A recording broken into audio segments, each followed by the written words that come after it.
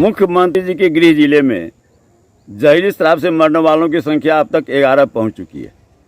अभी भी कई लोग हैं जो जीवन और मौत से जूझ रहे हैं, और जब भी ऐसी घटनाएं घटती है तो किसी बकरे को तलाश कर लिया जाता है। वहाँ भी एक थानेदार को निलंबित कर दिया गया, लेकिन उस पदाधिकारी के खिलाफ कोई कार्रवाई नहीं हुई जिसने इस मामले को दबाने का प्रयास किया, जिसके द्वारा लगातार इसे झुठलाने का प्रयास होता रहा। वैसे पदाधिकारी के खिलाफ कोई कार्रवाई नहीं हुई। स्पष्ट है कि सरकार के संरक्षण में यह कारोबार चल रहा है, इसीलिए सरकार बड़े पदाधिकारियों के खिलाफ कार्रवाई नहीं कर रही है। और सरकार के सबसे बड़ा घटक दल भाजपा के प्रदेश अध्यक्ष का यह आरोप है कि बड़े पदाधिकारियों के संरक्षण में यह कारोबार चल रहा है, अवैध कारोबार चल रहा है। अब सवाल यह है कि भाजपा जब यह सवाल उठा रही है, जो सरकार का सबसे बड़ा घटक दल है, तो फिर कौन सी मजबूरी आपके सामने है जो आपकी बात सरकार नहीं मान रही है?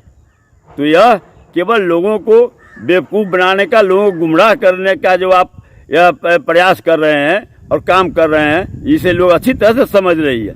यह आपका मामला हिस्सेदारी को लेकर है, आपकी लड़ाई हिस्सेदारी को लेकर है। जो अवैध कमाई हो रही है अवैध शराब के कारोबार से, उसमें हिस्सेदारी के लेकर आप यह सवाल खड़ा कर रहे हैं। अन्यथा यदि आपका नियत साफ रहता तो कोई सवाल नहीं होता है कि आपकी बातों को सरकार नहीं माने और जो है उस ढंग से कार्रवाई नहीं करे। मुख्यमंत्री जी का गृह जिला है नालंदा, मुख्यमंत्री जी का गृह जिला है, और वहाँ पे अगर इस तरीके से हत्याएं हो रही हैं, बहरहाल अब तो खुद भारतीय जनता पार्टी इस पे सवाल उठाने लगी है, जो कि गठबंधन में उनके साथ हैं। पर कम से कम अब मुख्यमंत्री नीतीश कुमार जी को इन तमाम हत्याओं के बारे में, और मैं इसे हत्या ही बोलूँगा भैया, ये मृत्यु नहीं है, ये हत्या ही है। आप जान रहे हैं, बार बार हम लोग आपको आगाह कर रहे हैं कि जहरीली शराब का निर्माण प्रदेश में बड़े स्तर पर होने लगा है, और ये सिर्फ और सिर्फ आपके शराबबंदी कानून की विफलता की वजह से है। और उसके बावजूद मुख्यमंत्री नीतीश कुमार कोई कड़ा कदम उठाने को तैयार नहीं है। और कड़ा कदम का मतलब कुछ नहीं है भैया, आप कम से कम जाइए तो एक बार जो मृतक परिवार है या जो पीड़ित परिवार है, उनसे जाके आप मिलिए, समझिए।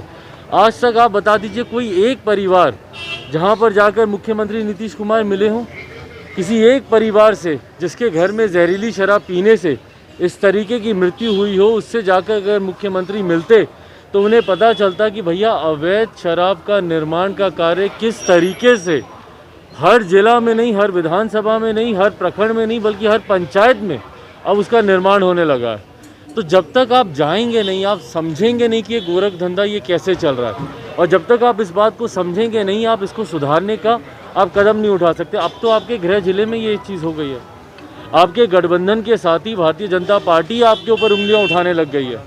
तो कम से कम अब आप होश में आइए, जाइए, मिलिए परिवार से, और शराबबंदी कानून को अगर आप सही मायनों में अमल में लाना चाहते हैं तो सबसे पहले ऐसे गिरोह को पकड़ना ज़रूरी है जिसको कहीं ना कहीं आपके सरकार के लोग ही, आपके अधिकारी ही उनको संरक्षण देते हैं, जो ऐसी जहरीली शराब का निर्माण करते हैं या आयात करते हैं दूसरे प्रदेशों से शराब।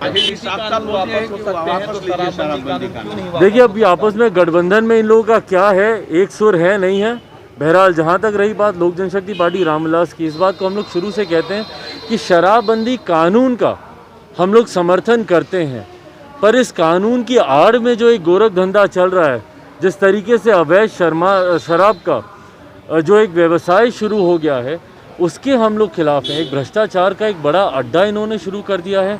तस्करों को संरक्षण देने की जो गतिविधि अधिकारियों के द्वारा की जा रही है, उसका हम लोग विरोध करते हैं। और कहीं ना कहीं शराबबंदी कानून के नाम पर जो मासूमों को, गांव में निर्दोषों को जिस तरीके से प्रताड़ित किया जाता है, उनको पकड़ा जाता है, उनके ऊपर कार्रवाई की जाती है, उसका हम लोग ज़रूर विरोध करते हैं। दारू चल रहा है और उसके बाद आप नेपोलियन और हिटलर की तरह डराइएगा, चंगेज खां की तरह, तो फिर 15 से 16 लाशें जा चुकी है और लाशें छुपाई जा रही है।